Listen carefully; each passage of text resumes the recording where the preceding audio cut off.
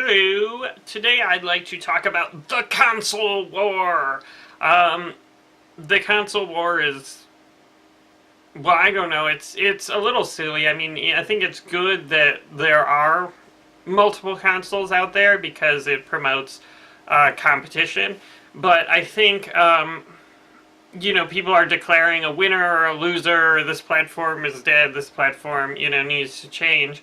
Long before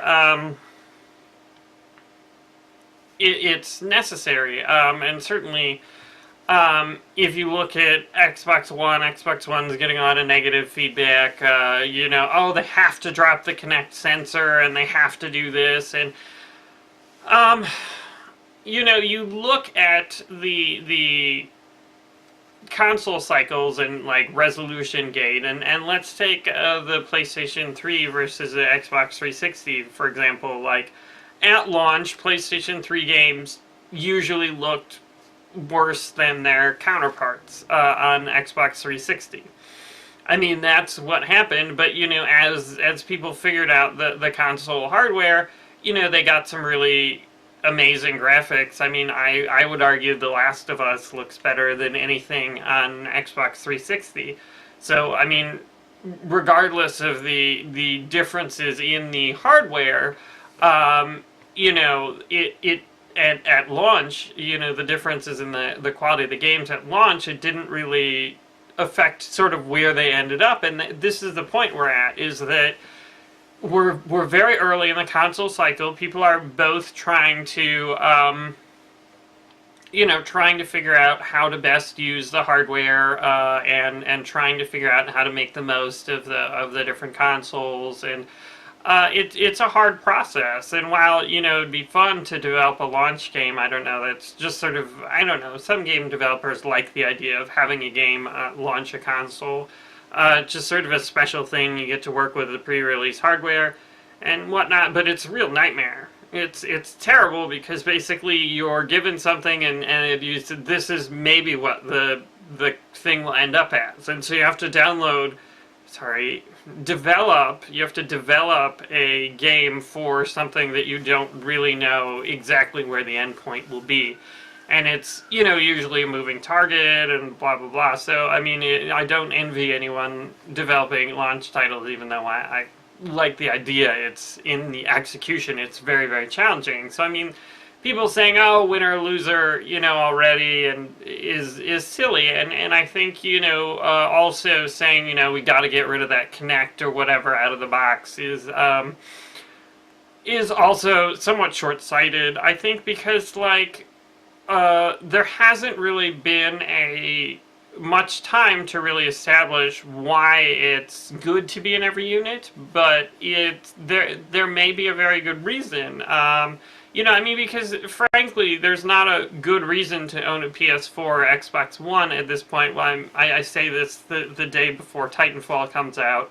But I mean, if you look at Titanfall, it's coming out for PC and Xbox 360, so I mean, it's not like you must buy an Xbox One to play Titanfall, although I suspect it will have the most players on Xbox One. I mean, especially now that it's a pack-in. But, you look at Kinect, and honestly, I like the Kinect. Then I'm sort of glad it came with every Xbox One, and while I don't necessarily would say that I like any Kinect games that much, except Dance Central, of course, which, why isn't there a Dance Central? That's dumb. There's your reason for the Kinect pack-in right there, Dance Central, done. Just release another one. You look at, Xbox Fitness. Xbox Fitness, I think, is really great, and I don't know why no one is talking about Xbox Fitness. I mean, maybe because it's not a game. But, like, I suck at physical fitness. I'm really bad at it because of my asthma and iliotibial band syndrome I got from blah, blah, blah. Anyway, but, like, Xbox Fitness makes me want to exercise. And my doctor and my parents are always on my case. Like, oh, you're not healthy, you gotta exercise. And I'm just like, I don't like exercising. And Xbox Fitness makes me want to exercise. The only problem is that the way our living room, we have a small living room in my apartment, And so basically, Xbox Fitness doesn't quite fit. I mean, like, it can't quite sense. I have to rearrange the furniture, and then even then, certain things can't be recorded by the Kinect, and then it doesn't line up. But I mean, really, I don't know. That's really a technical fault of the Kinect. I mean, they did, get the. It's definitely a better experience than Kinect One, but it definitely it doesn't quite work for my tiny living room. But I think it's cool for other living rooms. But then, I mean, even still, you look at, and I guess maybe Titanfall is a big title, and I don't know, maybe Killzone's a big title, but, you look at the big IPs like Uncharted, Gears of War, Halo, there's 0 of those games available for either next-gen console. And you look at like the new franchises that seem exciting. I'm really excited about D4 and Quantum Break. It's a big Alan Wake fan. Those aren't out yet either. And I think then the Order something, I don't know, that might be cool.